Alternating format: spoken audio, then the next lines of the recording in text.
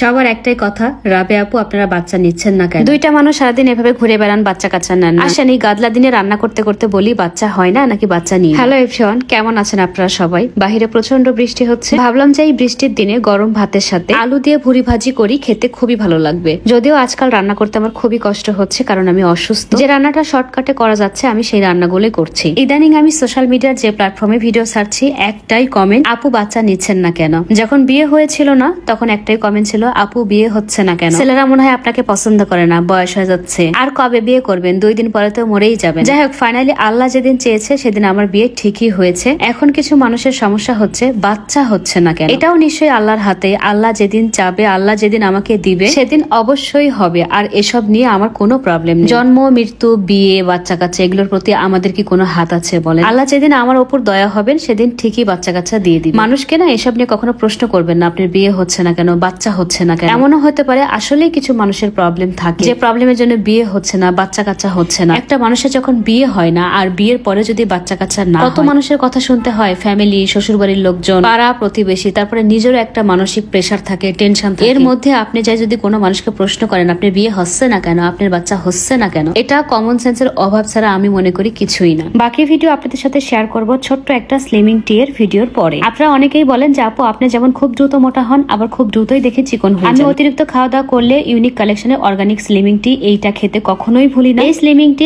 আপনার মেদ বা ভুঁড়ি কমানোর পাশাপাশি ওজন কমাবে, ফিটনেস সুন্দর করবে এবং আপনাকে অনেক সতেজ করবে। এটা 100% ন্যাচারাল উপাদান দিয়ে তৈরি, তাই এটাতে কোনো সাইড এফেক্ট নেই। ছেলে মেয়ে আপনারা উভয়ে পান করতে পারবেন। ডায়াবেটিস, থাইরয়েড থাকলে রেগুলার পান করলে ওজন কমবে। তবে তেলে ভাজা জিনিসপত্র, মিষ্টি জাতীয় খাবার, দিনের ঘুম, বেশি বেশি ভাত খাওয়া এগুলো অ্যাভয়েড করবেন। পাশাপাশি এই স্লিমিং টি পান করবেন, খুবই ভালো রেজাল্ট পাবেন। ইউনিক কালেকশনের পেজ নেম ভিডিও ক্যাপশনে দেওয়া আছে, সেখান থেকে আপনারা নিয়ে নেবেন। ভুঁড়িটা একটু টাইম নিয়ে রান্না করতে হয়, মিনিমাম 2.5 থেকে 3 ঘন্টা, কারণ আপনি যত পানি দিয়ে ভুঁড়ি কষিয়ে কষিয়ে রান্না করবেন ভুঁড়ি খেতে তত বেশি টেস্টি হবে। অনেকেই আমাকে বলেন যে আপনি শুধু গরুর মাংস, হাঁসের মাংস আর ভুঁড়ি ছাড়া কি কিছু রান্না করতে পারেন না?